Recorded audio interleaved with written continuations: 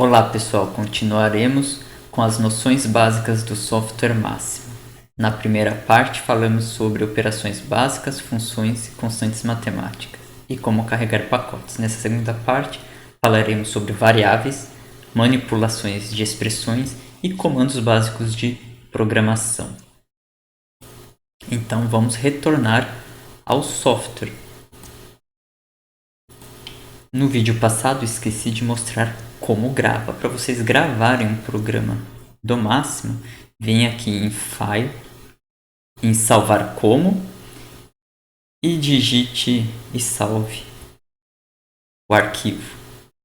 O Máximo, a extensão é wxmx, então salve no diretório que achar mais conveniente. Retornando ao programa, vamos começar com variáveis. Não esqueçam de salvar. Vamos começar com as variáveis. Variáveis no Máximo pode ser números, caracteres, expressões, equações. Então, de início, vamos ver os números. Vamos armazenar, por exemplo, o número 5 na variável a. Então, para isso, digitamos a, 5, ponto e vírgula, aperta Shift Enter. Pronto, armazenou o número 5 na variável a. Vamos armazenar agora o número 6 na variável b. Ao invés de pôr ponto e vírgula no final, vamos pôr cifrão. Colocando o cifrão, ao executar, o Máxima não põe a execução aqui no prompt. Não põe na janela, não printa na tela.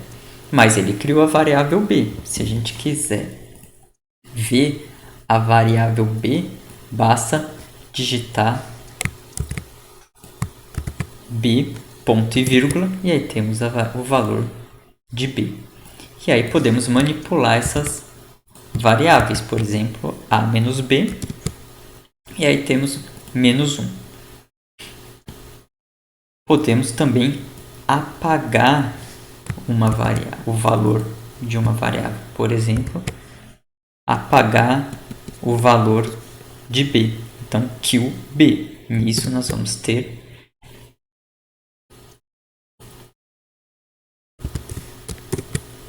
o Máxima não apresentando mais o valor 5, valor 6 na variável b. E se a gente fizer agora a menos b, ele entende isso como uma expressão. Porque o a tem valor numérico 5, o b não. Então ele entende como uma expressão algébrica. Então fica 5 menos b. Podemos armazenar caracteres. Então se eu quiser armazenar meu nome na variável nome, então Rafael na variável nome, eu preciso fazer isso entre aspas. Então caracteres eu preciso armazenar. Para eu armazenar, eu preciso colocar entre aspas. Então, meu nome, Rafael, foi armazenado na variável nome. Pus cifrão para ele não mostrar, mas se eu digitar nome, aparece o que foi guardado na variável nome. Foi guardado Rafael. Também podemos guardar matrizes. Para isso, precisamos do comando matrix. O comando matrix gera uma matriz e a gente pode armazenar essa matriz num valor, por exemplo, A maiúsculo, numa variável A maiúsculo. Então aqui o comando matrix é entre parênteses e aí nós temos a primeira linha entre colchetes e os elementos separados por vírgula. Para eu passar para a segunda linha, eu ponho uma vírgula e aí digito a segunda linha entre colchetes. E aqui temos uma matriz com duas linhas e duas colunas. O comando matrix gera e o comando dois pontos armazena na variável A. Então temos aí a matriz A.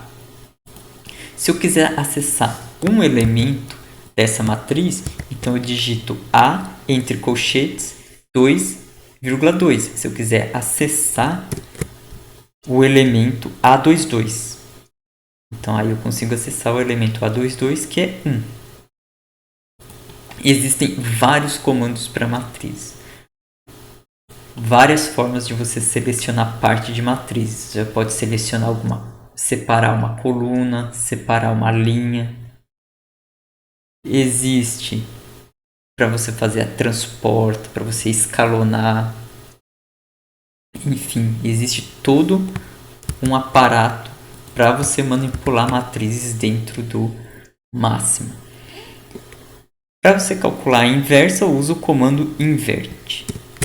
E aí, se eu quiser fazer a multiplicação entre a matriz e a sua inversa, ou a multiplicação entre qualquer duas matrizes, eu tenho que usar ponto. O ponto final mesmo. Então, eu armazenei a inversa de A em AINV, e aqui vou fazer a multiplicação da matriz A com sua inversa. E o resultado deu a identidade. Então, de fato, inverteu direitinho. E temos o resultado. A multiplicação de matriz está funcionando. É o ponto e deu a inversa como esperado.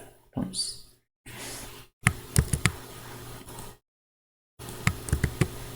O Máxima também armazena expressões. Então, por exemplo, vamos armazenar x ao cubo menos 27 na variável f. Então, está armazenado. Nós podemos fatorar essa expressão usando o comando factor. E aí temos a fatoração dessa expressão. Nós podemos também expandir uma expressão. Então, se a gente tem, por exemplo, x menos 3 ao cubo, nós podemos expandir essa expressão usando o comando expand. E essa expressão expandida, abrindo parênteses, nós podemos salvar, armazenar na variável g, por exemplo.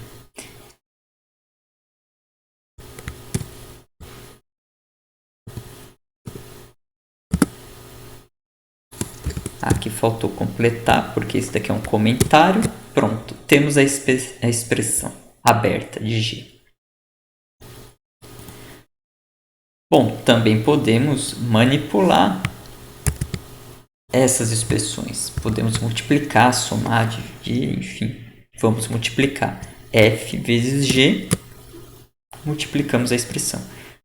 Note que o Máxima não mostra a expressão distribuída. Se eu quiser que ele distribua essa expressão, eu tenho que expandi-la. Então eu pego o resultado e uso o comando expand. Pronto, ele expande aí a expressão.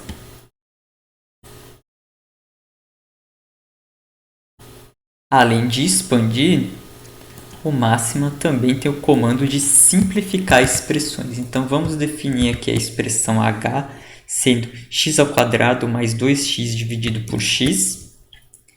E então nós podemos simplificar essa expressão. Como que a gente simplifica essa expressão?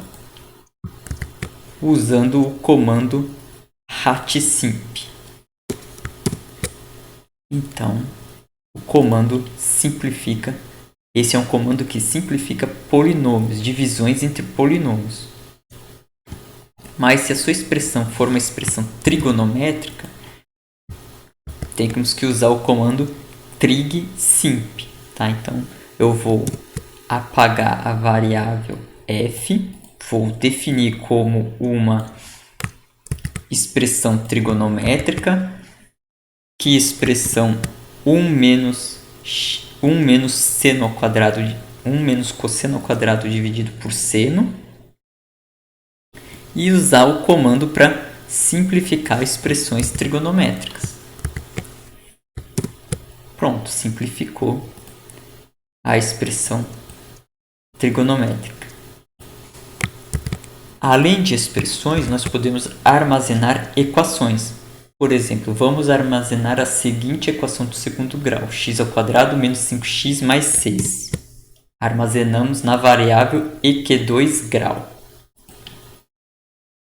E podemos utilizar o comando solve para resolver a equação de segundo grau para nós. Dentro do comando solve, nós colocamos o nome da equação que nós damos, ou seja, a equação está armazenada na variável eq2 grau, vírgula, e depois que variável nós definimos. Definimos a variável, que no caso aqui é uma incógnita, a incógnita x. E aí a solução é x igual a 3, x igual a 2. O comando solve não resolve apenas equações, mas também resolve sistemas. Principalmente sistemas lineares, mas resolve sistemas. Então vamos definir duas equações. 2x menos 3y igual a 5 e 3x mais y igual a 2. Definimos e vamos usar o comando solve para resolver esse sistema. Então, solve. Agora eu digo as duas equações pro máxima entre colchetes. Então, eu tenho a equação 1, vírgula, equação 2, as duas equações entre colchetes, vírgula, e entre colchetes as duas variáveis do meu sistema, x1 e x2. Shift Enter. Pronto, temos a solução do nosso sistema. Mas nós também podemos manipular essas equações. Por exemplo, nós podemos fazer a equação 1 mais 3 vezes a equação 2. Se a gente fizer isso, equação 1 mais 3 vezes a equação 2, temos como resposta essa outra equação, que não está simplificada. Se eu quiser que o máxima simplifica essa equação, nós precisamos usar o comando hatsimp. E para simplificar a última conta, a gente usa o porcento. E aí, simplificando, ficou 11 igual a 11. Eu posso pegar esse resultado, dividir por 11. E aí nós temos x igual a 1. Bom, x igual a 1 é uma das soluções. Se eu quiser o segundo valor, se eu quero encontrar y, eu preciso substituir x em uma das equações. No caso, vou substituir na equação 2. E vou usar o comando subst. Substituir o valor 1 em x da equação 2. Shift Enter. E aí sobramos com y mais 3 igual a 2. E se eu quiser simplificar essa expressão, se eu quiser isolar y, passar o 3 para a direita, eu subtraio 3 na equação. Então, nesse resultado, se eu subtrair 3, nós vamos ter y igual a 1. E aí a gente encontrou a solução do sistema x igual a 1, y igual a menos 1, igual o solver do máximo. Existem várias opções, vários comandos. Esse daqui é o suficiente para a gente dar continuidade ao curso. Existem várias formas também de manipulação. Feito isso, vamos entrar na parte de conceitos básicos de programação. O primeiro conceito básico de programação que nós vamos ver é a leitura de algum valor ou de alguma equação ou de alguma expressão do teclado. No caso, vamos dar um exemplo de lendo valor numérico. Então, vamos supor que eu quero ler a variável a do teclado. Então, eu vou usar o comando read. E o comando read vai escrever na tela para o usuário digitar um número. Então, esse texto que está entre parênteses e entre aspas vai aparecer para o usuário na tela.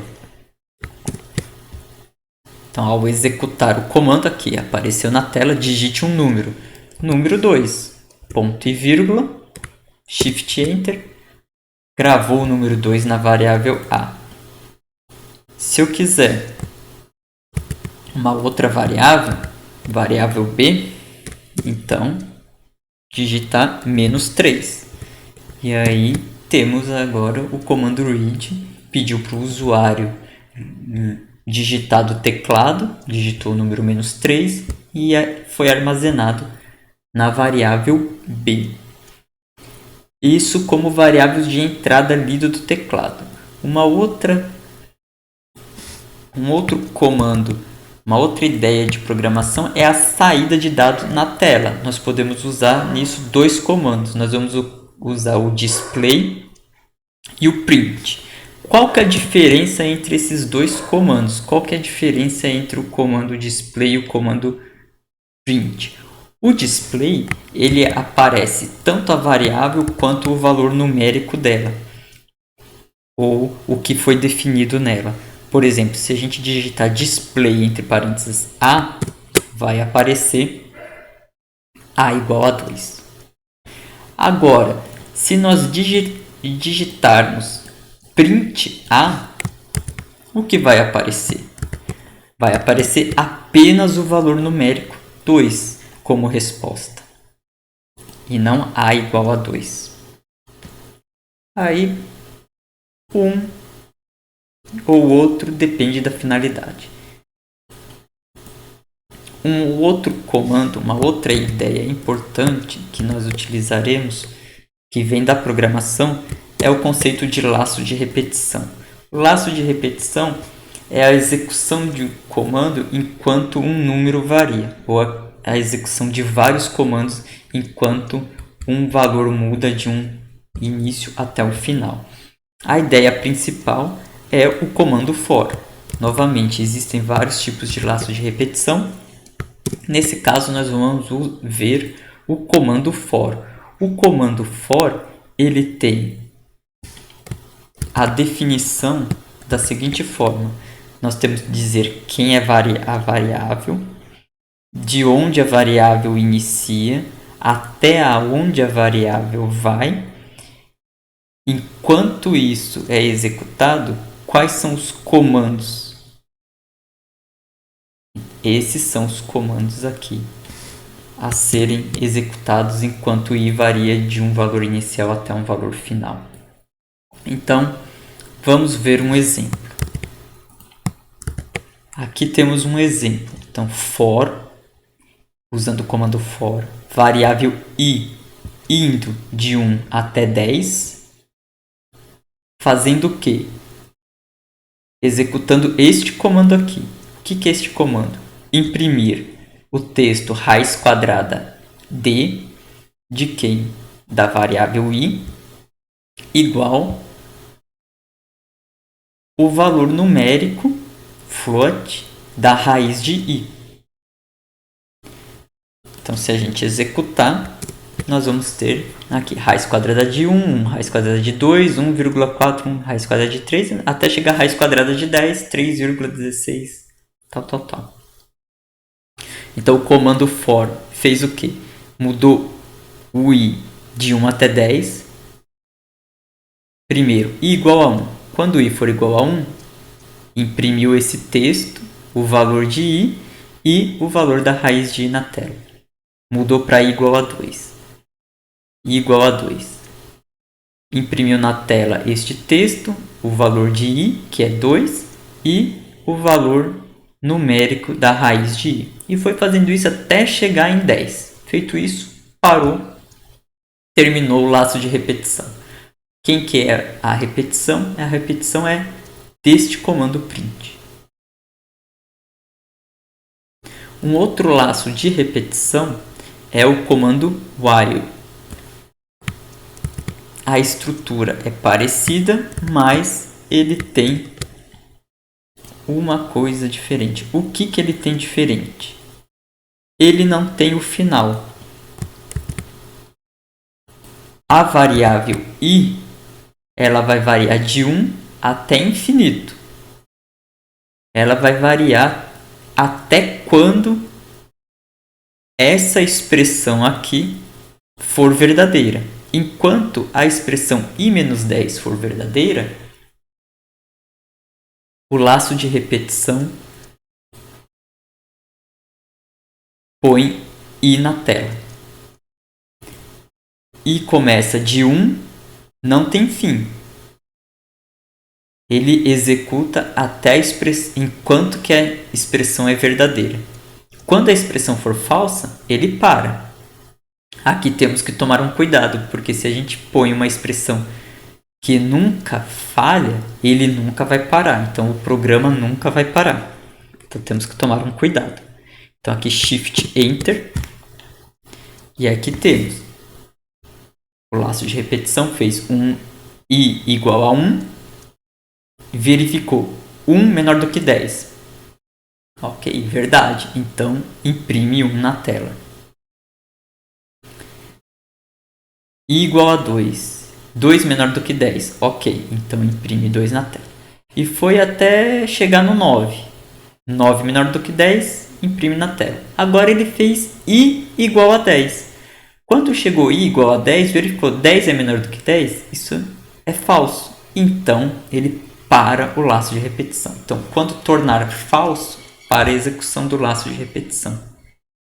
Isso, um laço de repetição do tipo while. E um outro comando de programação interessante e que será útil para nós é a tomada de decisão, ou também conhecido como fluxo de controle, que é o comando if. O comando if, ele é da estrutura se então. Se alguma coisa acontecer, então execute o seguinte comando. Essa que é a ideia dele. Mas ele pode ser encaixado, ou seja, ele pode ter vários ifs dentro dele mesmo. Ou seja, eu posso ter se a condição for satisfeita, então faço o seguinte comando. Se não for satisfeita, mas se outra condição for satisfeita, então executa o outro comando. Agora, caso contrário, se nenhuma condição for satisfeita, então execute o comando final.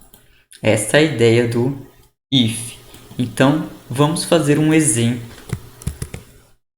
definindo u como 5, depois a variável v como 6. E aí vamos comparar. Será que u é menor do que v, u é maior do que v ou u igual a v? Quando for verdadeiro, imprime um texto de verificação na tela. Então, o comando vai ficar da seguinte maneira.